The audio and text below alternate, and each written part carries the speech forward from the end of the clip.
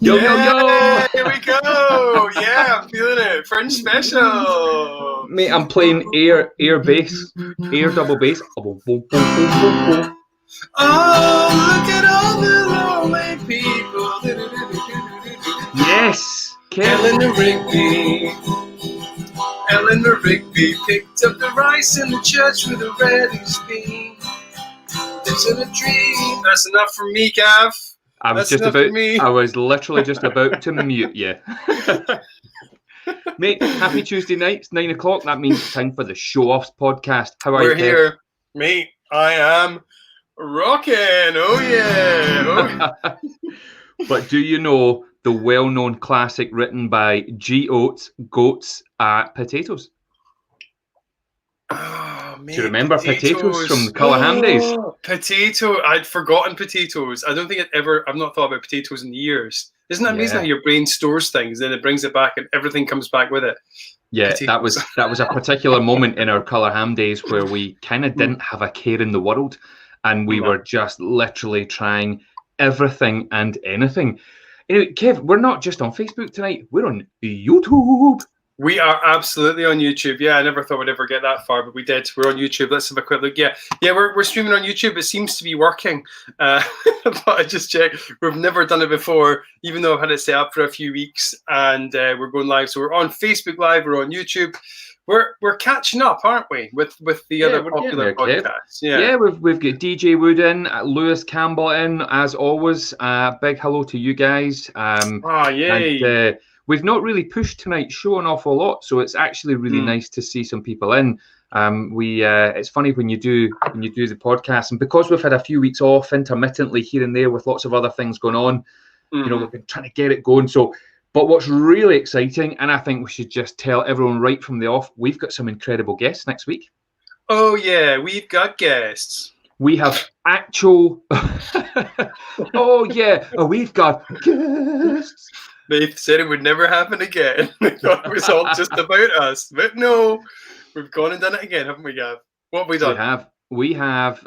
There's Stephen Dickman, and I know for a fact he's in the States. So he's listening from miles away, Kev.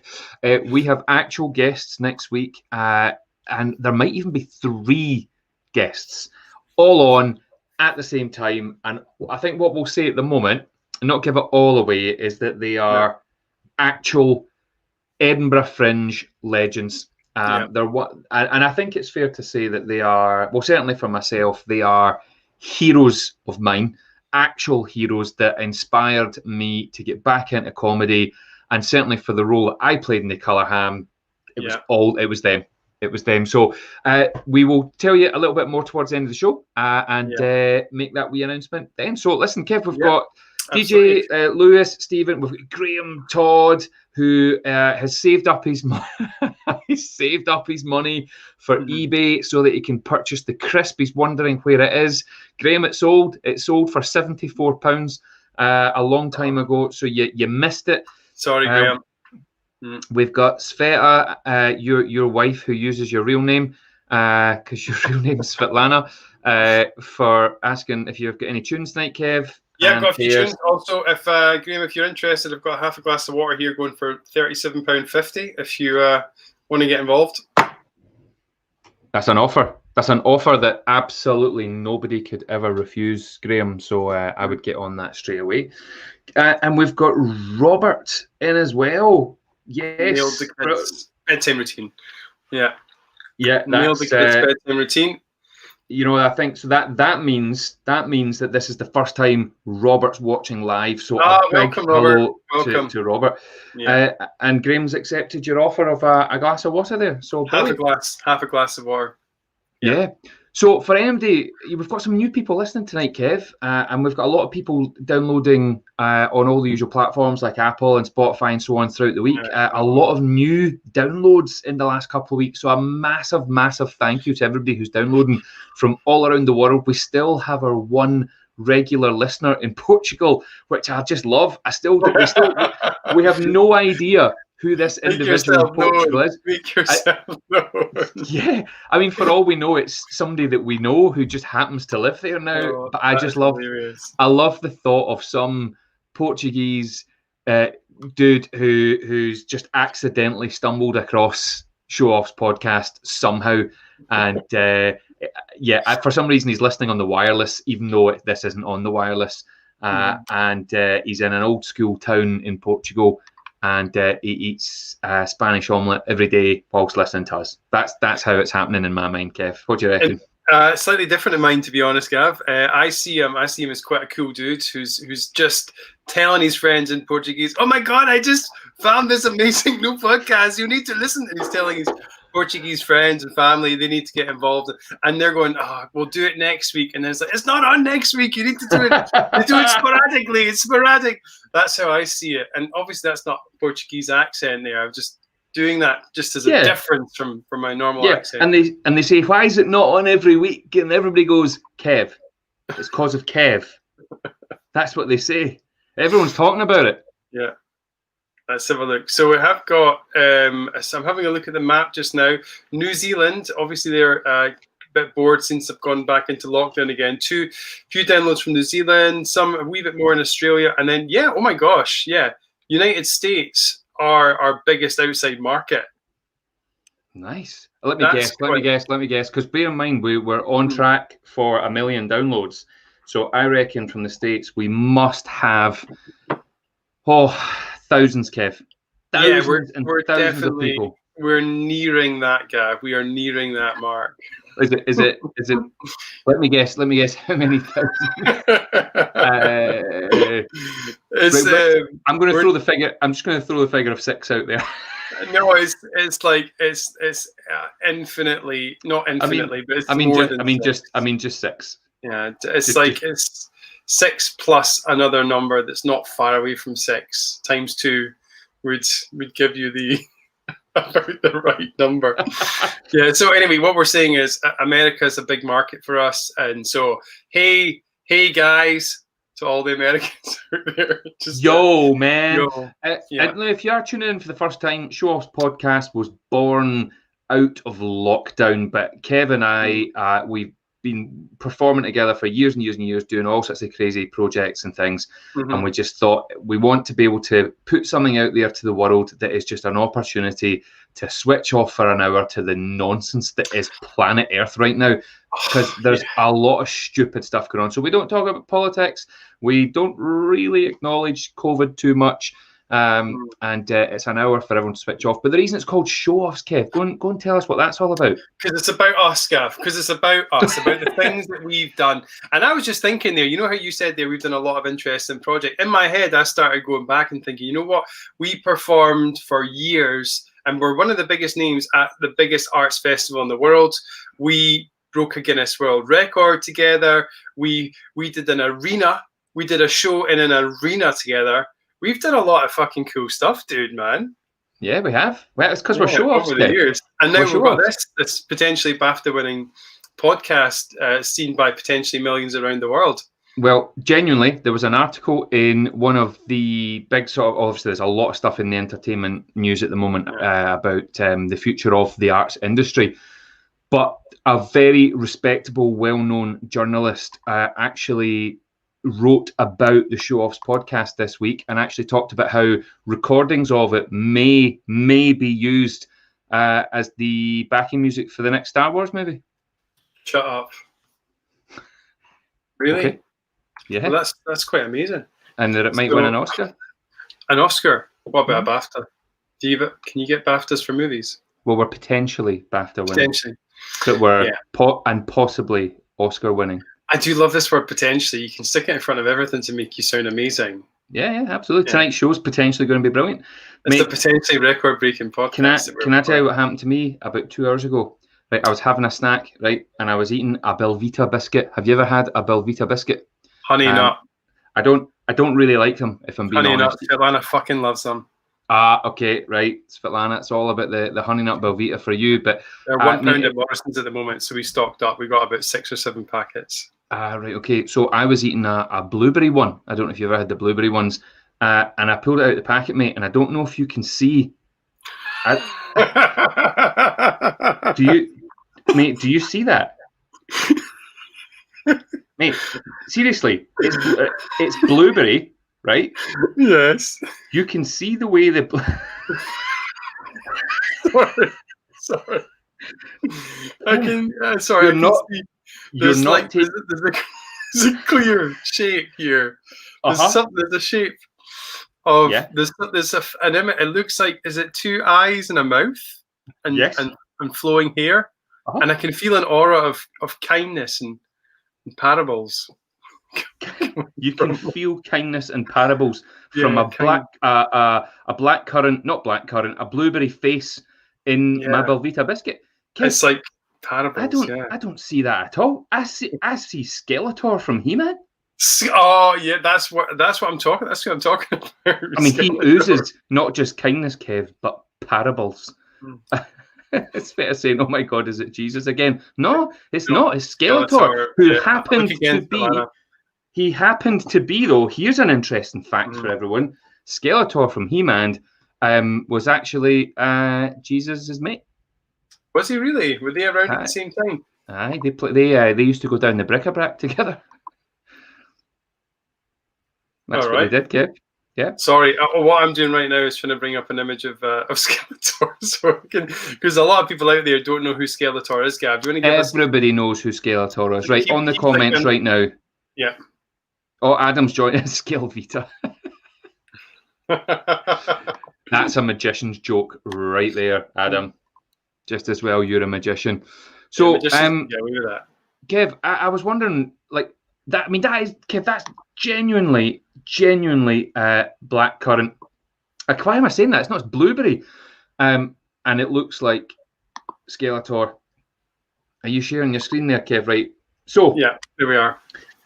For everybody that's listening on the download, Kev's currently got a picture of Skeletor on, and if you notice very, very carefully, right there, his hood and his gear is actually made of blueberries.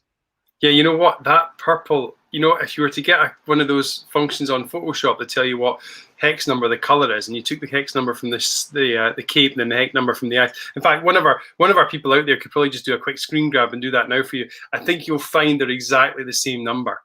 They match up exactly the same, and so that's pretty impressive, dude. And of course, our great pal Gail Kilpatrick thinks that this image I have here of Skeletor, it looks like it's smoking a pipe. Yeah, and I think you find that's because it is. So I thought that was quite a coincidence, Kev. Like genuinely, off the back of 2 weeks ago when I pulled Jesus out of a crisp packet, to pull Skeletor out of a Belvita packet in a blueberry biscuit is quite something. Mate, I've got something to show you as well. Oh yes. I went to the bank to actually take out some cash from the cash machine, and when I took it out, look what I found on this banknote. You see that? Mate, is that Jesus? Doesn't that look like Jesus on my banknote? Kev, it's so bizarre because banknotes don't have faces anymore. No. That's absolutely tremendous. So everybody who has joined us today, we want to welcome you to essentially it's a bit of a fringe episode this week, isn't it, Gav? Because we performed the fringe together for 5 years in a row together, and then a whole bunch of years doing our own stuff with other groups or by ourselves or whatever. And to be honest, this should be the final week. This should be the final week of the fringe. I think, or at least, would it have finished? There should have been the final weekend of the fringe just past there. And none of it's happened. Edinburgh has been a completely different city this August. I've wandered the streets. I've not been flyered. I've been able to catch a bus from my house into town, and it's taken the normal amount of time that it would normally have taken. I've not been inundated with 5-star reviews on my Twitter feed. I've not been able to vandalize posters of people I've not seen posters of people around town that I don't like, or people that I do like. I've not seen 5-star. I've been missing the whole thing. I've been missing seeing shows. I've been missing doing my own shows. And well, I'm a bit sad. So for me, this fringe episode, we're going to reflect on some of the successes, some of the memories and moments that Gav and I have had during the fringe. whether it's our own shows or shows that we've seen, but mainly our own shows, because the thing's called Showoffs, isn't it? We like to talk about ourselves, and that's how I see like most of this show happening today. Gav, do you think that's yeah, maybe about right? Yeah, absolutely. I do have a wee game as always, Kev. We've got Word or Not a Word. Let's leave that. Let's leave that until we. Definitely a favourite. But I just like to quickly show this comment from Mark, if that's all right. Mark has actually been watching our episode from 2 weeks ago by mistake, and has realised he was watching the wrong show. Mark, I love how your comment just starts. Sakes, comma. So, Mark, glad you've caught up now. So, yeah, Kev, you're absolutely right. The Fringe, it's so bizarre being in Edinburgh without the Fringe, because it's so consuming. It takes over everything. You can't really drive anywhere. The buses are rammed. Restaurants are spilling out onto the streets. There's queues everywhere. It's mega expensive. I definitely miss it, Kev. There's something kind of nice about having that little bit of space. I almost feel like Edinburgh's got a wee...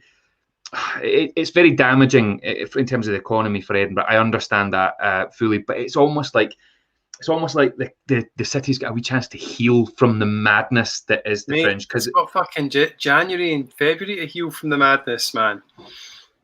Nah, Edinburgh doesn't get any time to heal because it's always too busy. It's always full of stuff. So I think, you know how much I love the Fringe, and I do miss it. But at the same time, I think it's not a terrible thing, other than the economy side of it. I realise it's causing big problems for people, but it's nice to have a little bit of space to move in some ways. I'm just trying to see the positive in it, I guess.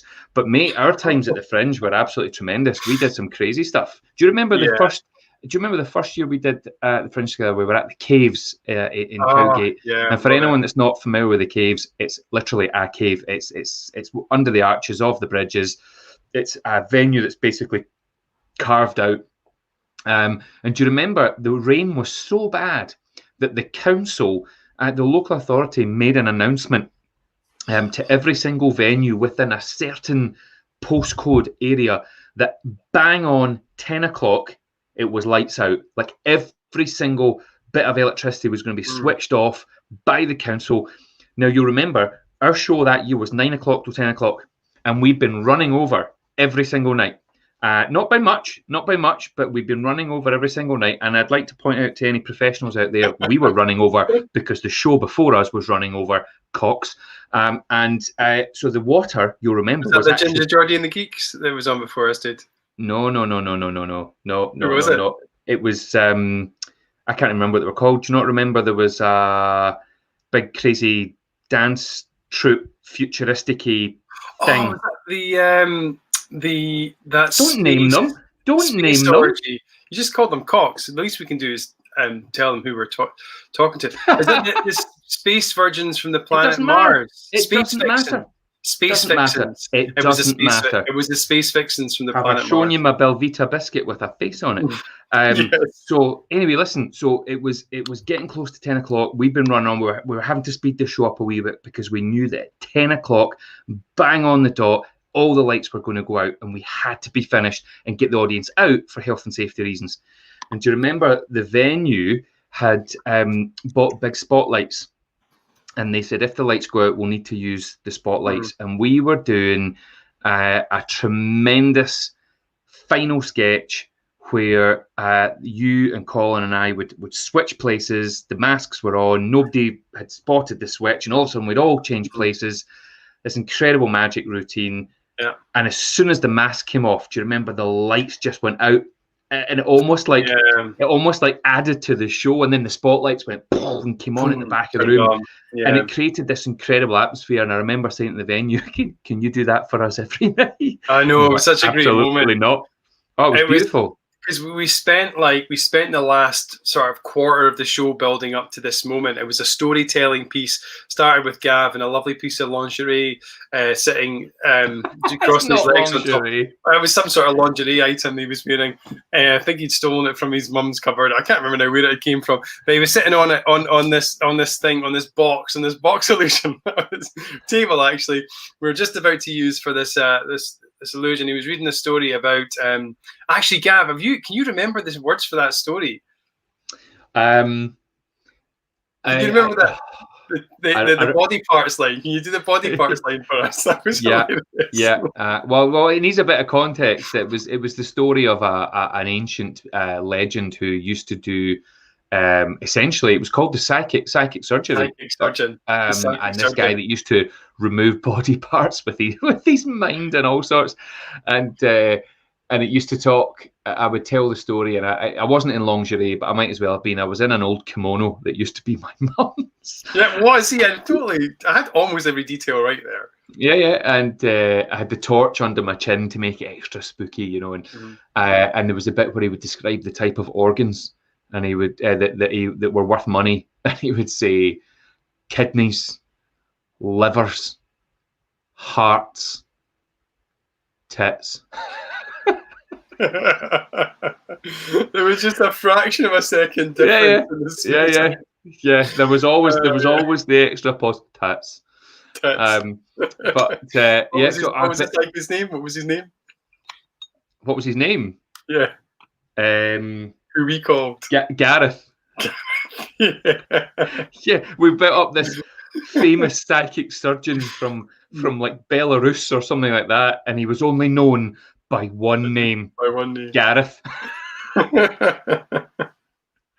It was great fun, mate. Great fun. Those were definitely the days. The thing is, that was year one. That was there was no pressure, no expectancy, barely any reviewers. We did get some reviewers, but there was no pressure. There was no hype. We just rocked up, three great pals having a ball, and we had a ball. It was amazing. And the caves had just become one of the big five at that point. Remember, they were added on to the bottom of the brochure, and we were super excited because we were part of that big family, Gilded Balloon Pleasance. Daryl Martin was the chap who was running the space, like on a wing and a prayer. I'm sure you agree. But it always came together.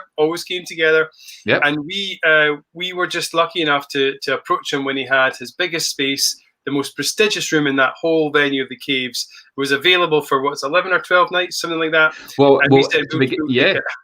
To begin with, we could only do 11 nights. Do you remember? And it just so happened he had 11 nights free at 9 p.m., which is like the best time slot you can get in any venue. For what we were planning. And the reason he had them free is because Henning then, who many people listening won't. I mean, Henning's one of the top comedians in the world now. Henning was on after us, and he couldn't. He was in that time slot, and he could only. There was a shift in his time had to happen, so he couldn't do the 9 o'clock slot for the first 11 nights.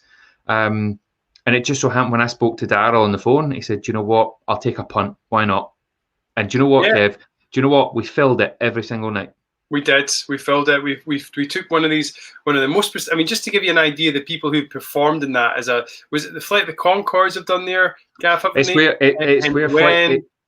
Flight of the Conchords made their name. It's where Slaughterhouse Live. Slaughterhouse Live, Kev. There's a clue. They're a pretty remarkable group, Gav. If you don't mind me saying. They are. Imagine we could maybe contact them soon. That'd be great if they were. Mate, I saw some huge names on that stage. You know, a lot of the, because I worked at the caves. You'll remember years and years ago, like way before the Colour Ham, before we even had met, and I saw some huge names playing that stage, and I remember kind of standing there just thinking, one day, to be able to have a show in here that's I'm a part of, that I've written and created, whether that was with whoever, super exciting. So that was a big year, Kev, when we landed that venue. It was amazing. I remember it was like yesterday, and I remember the queues standing down all out the venue, all up the street, round the corner, just thinking, who are they here to see? And it turned out they were there to see us. And I could. But the thing is, we couldn't believe it. And I think that's. We had no money to put into the show. We didn't really do an awful lot of marketing. Social media was a thing, but it wasn't not on the level that it is now. But what we did do, you'll remember, is we went out with bright pink chalk and drew on every pavement, every wall, everything, the words "The Colour Ham at the Caves." And that's what worked, Kev. That's what worked. I think that, and also you, I mean, to be honest, Colin and yourself and me, we had a wee bit of an individual following, didn't we? We had a bit here and there. And I guess that culminated in a show that ran for 3 years, even 4 years, you could argue. And we've been to see a whole bunch of different events in that venue since, haven't we? Yeah. The cave has been home to a whole bunch of different experiences over the years. But that first year was super special. We were just kind of like so energetic, so up for it, and so just we weren't even bowled away that we were in one of the biggest venues. We just went for it, and we were doing who's that other 3-man Irish sketch group who were across the road from us in Underbelly at the time? Foil Arms and Hog. Foil Arms and Hog. A little hardly well-known group called Foil Arms and Hog, and I remember going over to see their show. Did you come with me that night, Gav? No. And I think they came over to see ours as well, and they thought there was a bit of a transfer of people coming over from each of the groups to go and see. And I feel that there's a bit of an influence on their current material from them having watched three other pretty fucking hilarious guys on stage. So Callaghan, magic, comedy, and mind reading for those of you who haven't met. And that wasn't the first time you've done the Fringe with this comedy sketch group, though, has it been, Gav? Say that again, not the first what, sorry? It wasn't the first comedy sketch group that the Fringe you'd performed as part of. This is very true. So I used to be one half of Gav and Rolls. Rolls was my best friend in the whole world from the age of 0. We grew up together from birth. Our parents were great mates, and we grew up absolutely obsessed with Vic Reeves and Bob Mortimer. And I mean properly obsessed, Kev, like unbelievably obsessed. We would watch Vic and Bob sketches every day if we got the opportunity to do so. We loved a lot of the older stuff like Monty Python as well. And then when certain movies came on the scene starring people like Jim Carrey, Adam Sandler, but I'm talking like the early stuff. We were huge Saturday Night Live fans, the American one, of course, with your Steve Martins, who I know you're a big fan of, and your Chevy Chases, your Belushis. All that whole era was just massive for us, but it was all sketch stuff, Kev. And it was, of course, we loved traditional stand-up. It was all about the sketches. It was about the costumes. It was about the faces. I was also obsessed with Rick Mail. I loved the young ones. I really, really loved Bottom. And whilst I love Aid Edmondson in Bottom, Rick Mail was one of my absolute heroes. It was his face, Kev, and then Jim Carrey's face. And as you know, for me, it is all about the face. And I think me and Rose, mate, we started gigging up in Aberdeen in our teens. We were putting shows on. We weren't really telling everybody what we were up to. We were writing sketches behind the scenes. There was no social media in those days. It was, we didn't have laptops. It was a notepad and a pen, and we were sitting when we were at college up in Aberdeen, just writing. And then we started getting gigs, and we were really different. It was really obscure. It was really off the wall. And then we decided we were going to do the Fringe, and we had an incredible experience because we didn't know anyone and we had nowhere to stay. We had no money, but we landed a venue. It was W.J. Christie's in the Grassmarket, and it was a 30-seater at best, and it was downstairs in the basement at 3 o'clock in the afternoon, and we put on a free show. We were able to afford 20 posters and 100 flyers. That was it. And you know that doesn't even last you a day in Edinburgh. And we made it last. But on day one, we had 11 people in the audience just from going out and handing out free tickets. And we had told the audience that we had nowhere to live. But part of the show, one of the challenges was that you had to let us into your house and let us live with you for the whole month. And there was a young couple called Grant and Polly in the room. And they said, you know what? You guys seem all right. We've got a spare room. Come and live with us for the month as long as you cook and clean now and then and do your bit. And they're still firm friends to this day. Wow. But that's the Fringe for you, Kev. That is the Fringe for you. It's one of the most beautiful environments. I don't know if it's quite like that as much nowadays, but it was a great time back then. No, you still do get stories about people offering their houses to Fringe acts that they've fallen in love with. Some sort of wealthy Edinburgh local who seems to have a spare flat. They don't really need to get the income from it from renting it out extortionately, so they give it to an artist. That does happen. That still happens. So fair play. That's really nice. And then inviting you into their own home. Oh, it was amazing. Do you know it was amazing? And Yeah. we just slept in their spare room, and then we decided to take a huge gamble at a really young age, at like 20, 21 years of age. We signed up for the Melbourne International Comedy Festival in Australia, bought a one-way ticket, headed out there end of 2001 for the 2002 festival, rocked up, signed up for the festival, found a venue, made some posters, and sold out for a month in Melbourne, Australia, and just had the most incredible experience that you could have ever at that time of your life, you know? Just want to go back a wee bit, Gav, just for a sec there, because like you said that you and Ro started doing stuff, you weren't telling people what you were doing, but what I guess was you guys were going into comedy clubs and around Scotland, or venues, or like arenas where they were putting on live shows in Scotland, and you were trying out new material, you were on lineups and shows like that. Is that fair to say? Yeah, absolutely. We did all the we started out, I think, the way you're probably meant to. We did, well, again, nowadays it's so different, isn't it, Kev? You can fire up a whole bunch of YouTube videos and make it. But that wasn't a thing. You know, you get found out eventually, don't you? Yeah, but we didn't have that option, Kev. So we had to do the open spots, like proper old school. You're the guys that go on first for 5 minutes, and if you're shit, you don't get asked back. We did Red Raw, which is the most famous newbie night, of course, at the Stand. Big up to the Stand at the moment.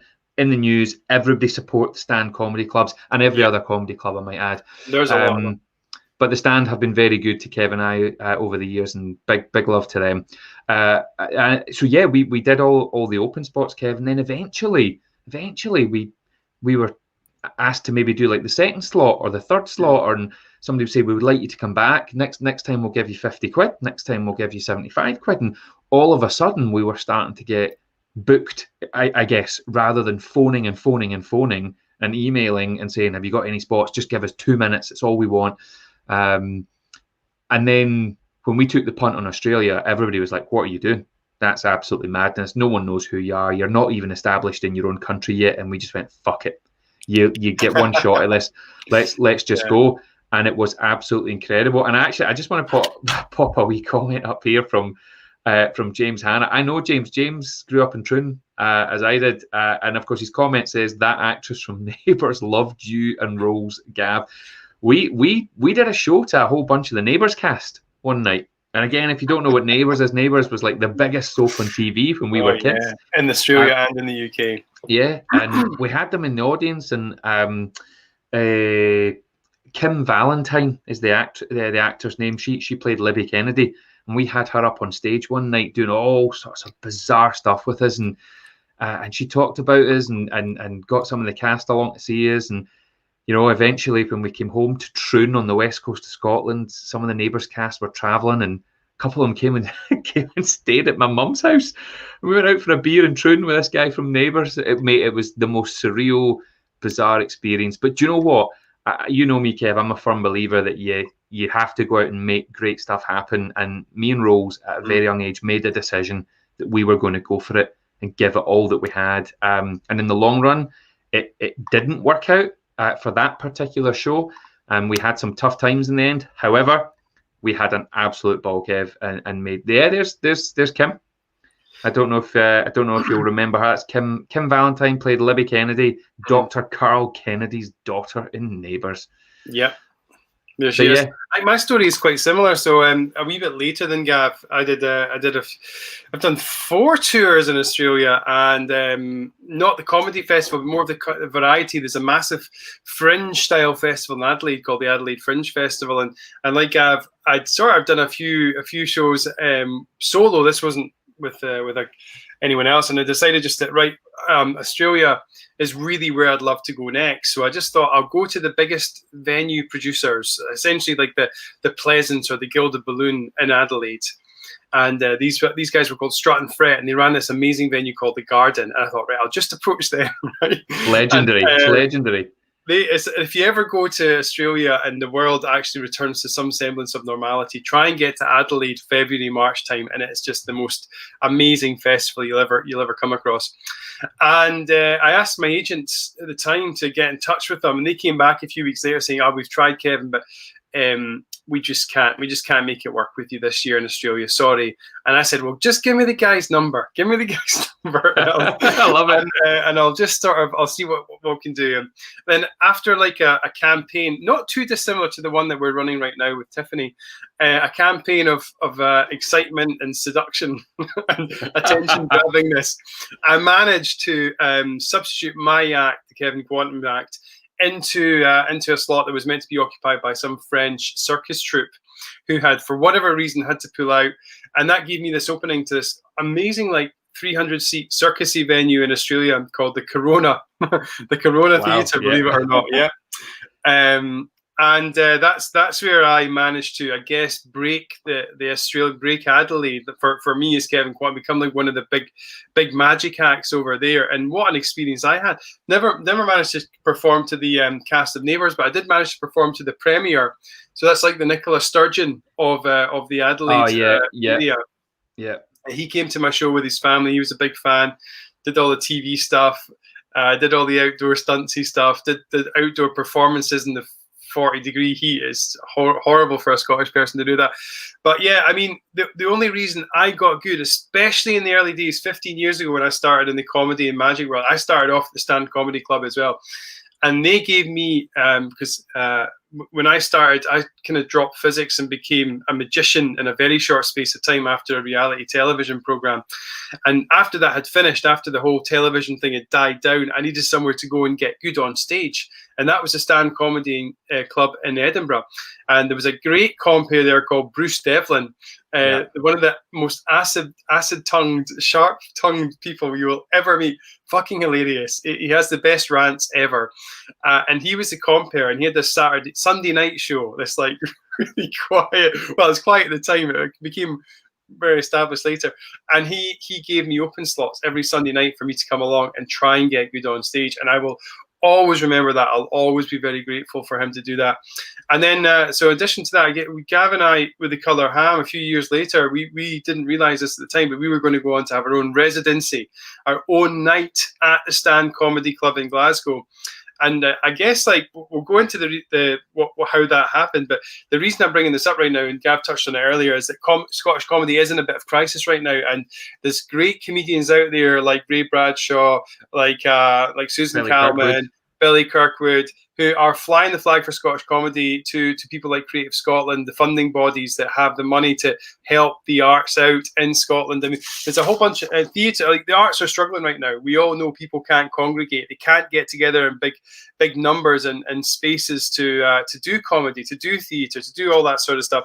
And because of that, the government has stepped in with millions of pounds to save theatre, rightly so. However, there has been pretty much fuck all, nothing at all given to live comedy. The problem is comedy and magic, as you know, Kev, is not considered, and it makes me feel a bit sick every time I say this out loud. It's not considered art in the official legislation. I mean, we all know that comedy and magic are some of the finest arts on the planet. They can be. Well, yeah, mate, music can be pish, like everything can be a shit version of art, but comedy and magic absolutely should fall under that. But for that very reason, because they are not entitled to this government support, and it's not okay, Kev.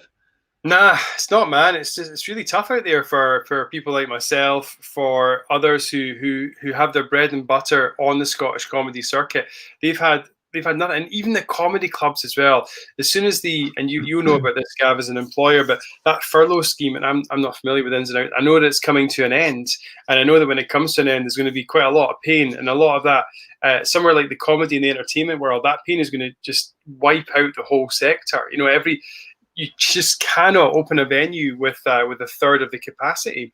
So the people that run the venues, that work behind the bars, that do the sound and lighting, the producers, the people that work in the back office, they're not going to have a job anymore. They're going to be and they've not had any support either to keep it going. So who knows what's going to happen there. Well, we need to support the comedy clubs. You know, they gave us an amazing leg up, if you like, at a very young age, Kev. So big love to everybody out there who's involved, not just the Scottish comedy circuit, because I know that it's happening the world over, around the world. Yeah. But so no, listen, it is meant to be the Fringe at the moment. So we do feel for everybody who's not had the chance to come and perform their show this year, especially, Kev, those people who are going to be doing the first ever Edinburgh Fringe shows, who had put they had put their life savings into that show, because you know how expensive it can be. So few people make money at the festival, but you put your heart and soul into it. And unfortunately, those people have missed out. But their time will come. Their time will come. Yeah, man. But listen, I remember my first Fringe show. It was called hold on. Tricks I've Learned Since Being on Telly. That was the first one. Then I followed that up with Magic to Get Girls By. That's right. And you met your wife, did you not? I did. I met Svetlana. I met my wife at the Fringe. Yeah, whilst doing a show called Magic to Get Girls By. Yeah, no. The premise of that show, I think, was brilliant. Very, very much a sort of a 2000s show. So what the idea was that to see if magic made you more attractive. So generally at the start of the show, I would get the audience. I was working on the show with another magician called Alan Hudson, a great magician based out in London, I think, at the moment. And we would ask the audience to give us a score from 1 to 10 to gauge our attractiveness at the start. And then we'd do the show. And then we'd go back to these same three girls and say, all right, now you've seen us in action. What do you give us now? Right? It's a very dangerous game to play. And almost universally, the score would go up. And then what the finale would be, we'd aggregate the scores. So just imagine it was 3 8s, 8, 16, 24. We'd aggregate the scores. And then we'd do this production of, I think we had 24 written on our boxer shorts, 24 written on our chest, and all over the. But yeah, it was a really fun experience, and I won't ever forget that. You know, that those early days in the Fringe, they seem all quite fuzzy and black and white now in my memory, but they were such fun, very little pressure. Yeah, not chasing reviewers anywhere near as much. But see, you've said something that I said earlier, you know, very little pressure. And that's the thing. I mean, you feel like you've got the pressure of the world on you because it's your first one. But actually looking back now, that was the best times, you know, when there wasn't a single fuck being given. We weren't worrying about making it. We weren't worried about filling venues. We just wanted to do it. You just wanted to get on stage, write a show, perform a show, and have people turn up and say, that was awesome. Yeah, absolutely. Yeah. So listen, Kev, we've got a couple of comments here that I would just love to throw. I think, actually, Kev, this is a really important one, straight in from New York. There we go, Kev. Oh yes! Oh my God! Yeah. Well, have we got updates, Gav? Have we got updates? So do you know what? 2 weeks ago, we launched a crowdfunder to raise £100 in order to go through Cameo to get Tiffany to record a message for us, basically telling herself to come on our show. And the update is that some of our lovely listeners have donated to our crowdfunder to get Tiffany to do a Showoffs invitation to herself. To the point where we are almost at 25% of our target. We are almost, and it won't take much to get us there. It won't take much to. But what the plan was, as Gav has said, we're trying to pay Tiffany to record a message that will essentially agree to her being a guest on our podcast, which is the. And probably we'll look back on this in 10 years and think we'll be slightly ashamed of ourselves for doing this. But we right now, in the moment, it's a great idea. We're trying to get her on board with this, and we need your help. We really need our listeners' help on this one. Yeah, no, we do. So we're not asking We're not asking for much. We need your help, though. We've kind of run out of options with Tiffany. Well, no, we haven't. Of course, we've not. We will get Tiffany on the show. We've just not found the right way about it yet, and we think that this is it. So, we will keep reaching out. So that is our update, Aileen, on Tiffany at this stage. So there it is. If you look at the screen now, those of you that are listening on the download on Spotify and what else have we got? Apple and Google and everything else.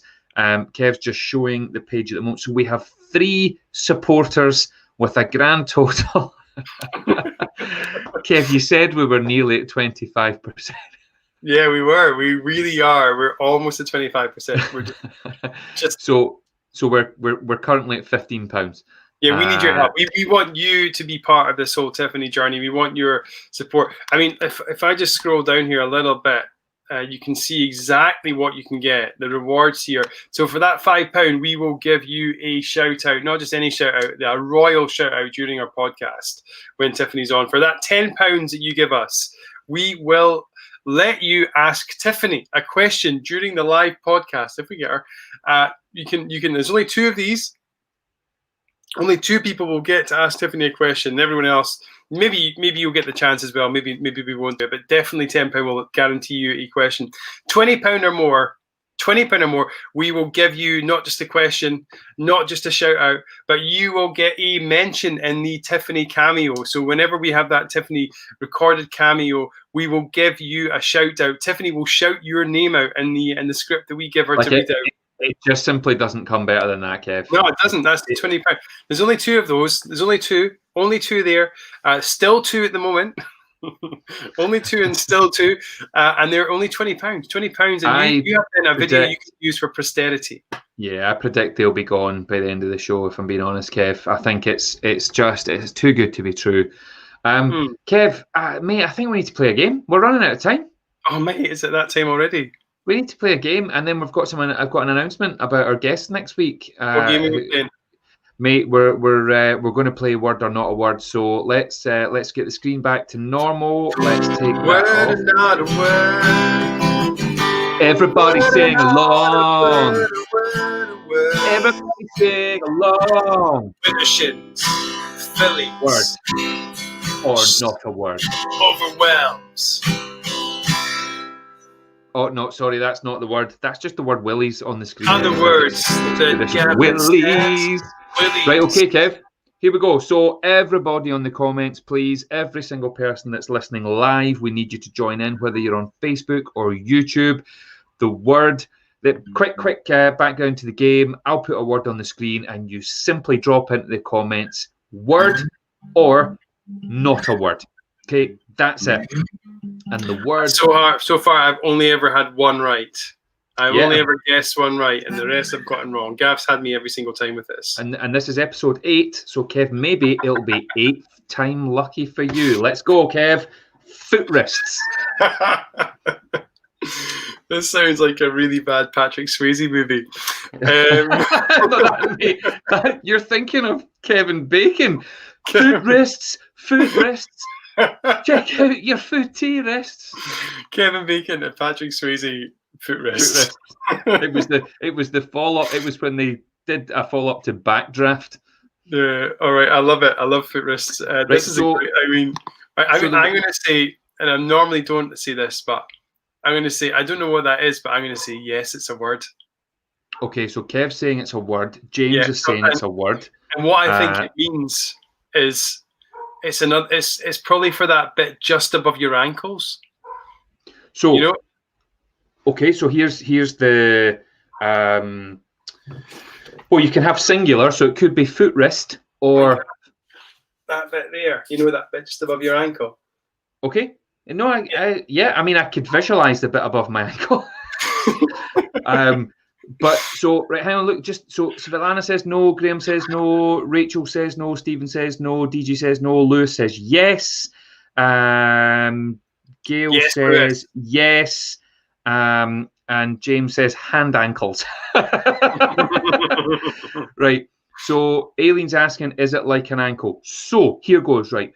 So let's go on we'll go with the singular version to begin with, right? So here's a sentence with it in. So I was running along the road the other day, and the pavement was uneven, and I went over on my footrest.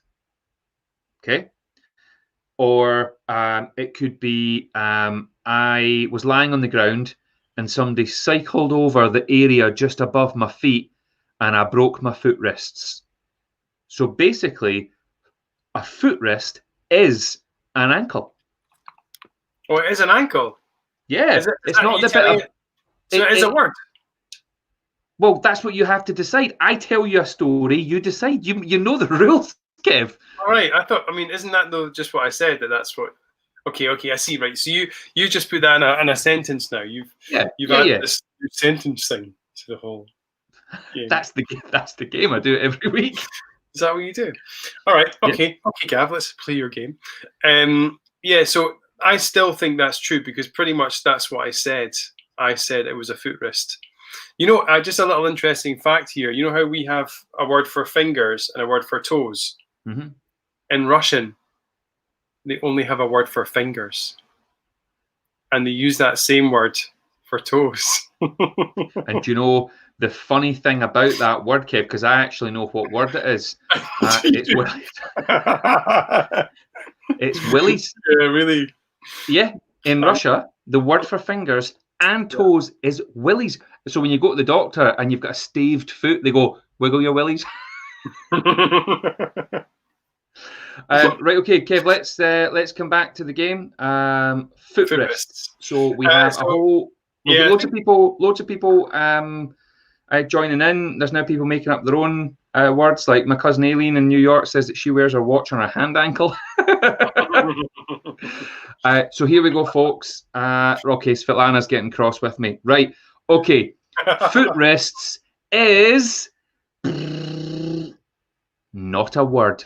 Oh, no, not again. Got you, Kev. What I can tell you, though, is that, so my daughter is 9, and I can tell you that about 5 or 6 years ago, she referred to her ankles as footrests, and I just love it.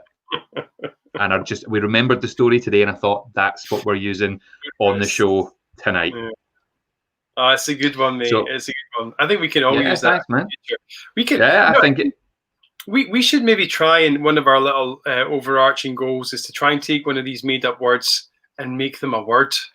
You know, if we start like a social media campaign with the word footrests or something like that, we could try and take that and roll with it and then get it into the dictionary.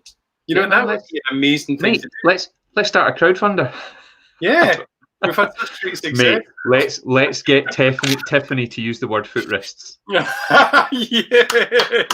Everybody put your footrest in the air. I think for next week, what you should do is you should start writing the script now. I think if people see the script that you're writing, we'll leave little placeholders for people that pay the big bucks, the 20 quid for their shout outs. But we need to get that message to Tiffany now. I want to see a first draft. Because it's your responsibility to get that done. And we'll show that and I think once people see that, we will get reading the chat. We'll get more people involved. We'll get more people up for this. I mean, we've got 40, at least 14 people, you know, watching us right now. Mate, you've got to remember they use that number just to save space. It's done in the thousands. Oh, of course, yeah. 14,000 or so people watching right now. Yeah, I forgot there's a K. I mean, the fact that there's only 14 people leaving comments is not the point. No, it's a lot. I mean, there's more than that. So okay, yeah, let's try and get Tiffany on the show. Let's try and get footrests into the dictionary, and we've obviously got our big 3 guests from last week as well. Yeah, mate. I love this comment here. My dad forgot the word for watch and called it his wrist clock. Brilliant. Kev, listen, we need to talk about next week. Of course. You've just mentioned there, about guests and stuff. So, mate, we were talking about Legends of the Fringe earlier on, and in the same sentence as Flight of the Conchords, who are one of the biggest acts in the world. I watched them every single day for a month when I worked at the Caves, the year that they made it. It's not them that we've got on the show, but on the same stage in the big Caves that the Colourham went on to play for a few years running, the very same year, there was another act on called Slaughterhouse Live, and the strap line of their show, Kev, went like on the posters, went as follows: "So wrong, it's right." And it was one of the most offensive, crazy, disgusting, ridiculous, hilarious, surreal shows I've ever seen in my life. And they actually not only are they legends of the comedy world, and hugely recognised names in their own right as individuals, as well as I mean, mate, I don't know if you know this, one of them's actually a stuntman. And he was in the Batman movies and stuff like this. His specialities are falling from horses and trees. That's his job. That's tremendous. But their show is absolutely incredible. They started out as a 5-piece, then became a 4-piece, then a 3-piece, occasionally 4 now and then. But mate, we've got Slaughterhouse Live on the show next week. They're all coming on. I know, I'm so excited. I went onto YouTube earlier on when Gav told me that we managed to get them. And they released 9 years ago Fringe Diary, which I have had a lot of fun watching over the last few hours. I think I'm at day 5 now. They're like a whole bunch of videos they made that whole Fringe vibe that Gav and I were talking about earlier, that the ups and the downs of the Fringe, that's what's encapsulated in this Fringe video. So if you want to get up to speed with them, if you've never heard of them before, because I've never seen them live before. Yeah, I've never seen them live. Yeah, well, they actually the year was it our second year? There was 3 nights we couldn't do in the run. Do you remember? And they actually took the slot for those 3 nights. And for some reason you weren't able to come and see it. But what I would say to everybody that's listening, if you go onto YouTube, search for Slaughterhouse Live Truth Prism, and it's actually an award-winning. It's a mockumentary.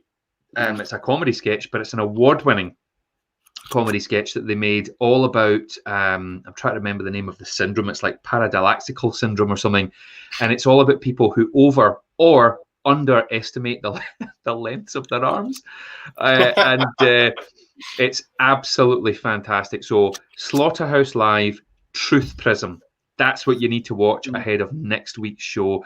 But we are going to have and actually one of them as well is currently in the same series of Britain's Got Talent as Kev is. So actually, some of you will recognise Steve Royal when he comes on the show next week from Britain's Got Talent. Some of you will recognise Gary Morris from his own stand-up, but also with Slaughterhouse Live. And Martin will be on as well. Maybe Will, but I'm not sure. I'm not sure exactly how many. But we're going to have at least 2 of them on next week, and they are going to bring a ridiculous amount of craziness to the show. And Steve's the one that can juggle with his mouth. He juggles ping pong balls with his mouth. We'll try and get him doing that on the show. Did he do a show for Bill Clinton a few years ago? Is he like Clinton's jester? Listen, just on the subject of BGT, you probably know if you've watched the post before. I'm part of Britain's Got Talent this year, and we did the first round months ago, and because of COVID, everything's back. But this Sunday, they are announcing the list of people who have made it through to the semi-finals.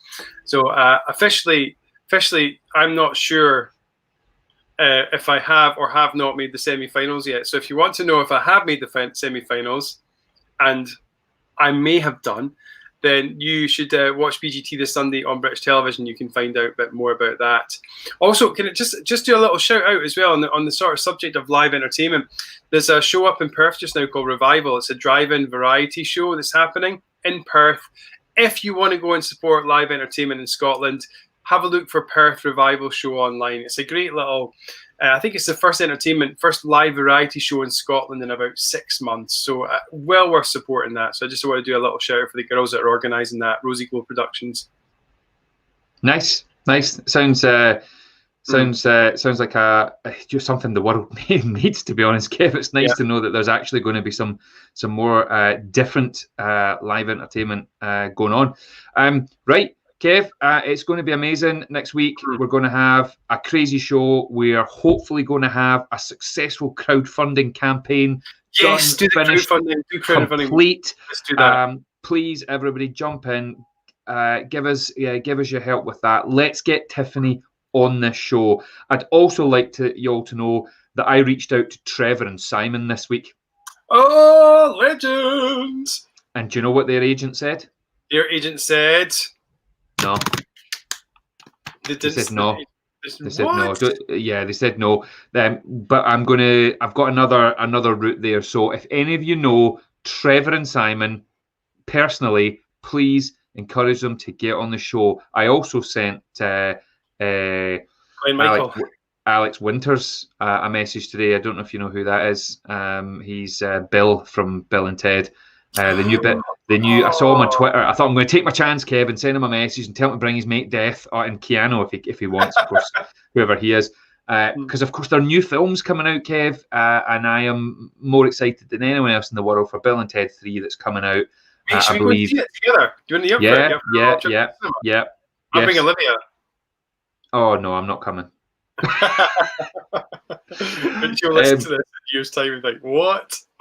Well, listen, we've got time's up. So, Kev, big love to you and the family, mate. It's great to see you. And a huge thank you to everybody that's tuned in tonight. Please remember, Crowdfunder, next week we've got guests. And remember to download the podcast on Google and Spotify and Apple and all the other platforms. Please share the link for tonight's show. Tell everybody to tune in next week. It's going to be massive. We love you. Over to Kevin. I think we're alone now. Doesn't seem to be anyone around. I think we're alone now. Beating on my heart is the only sound. Boop, boop, boop, boop, boop. All together. Boop, boop, boop, boop, boop, boop, boop, boop, boop, boop. Trying has as fun as me. Okay, that's us. See ya. Potatoes.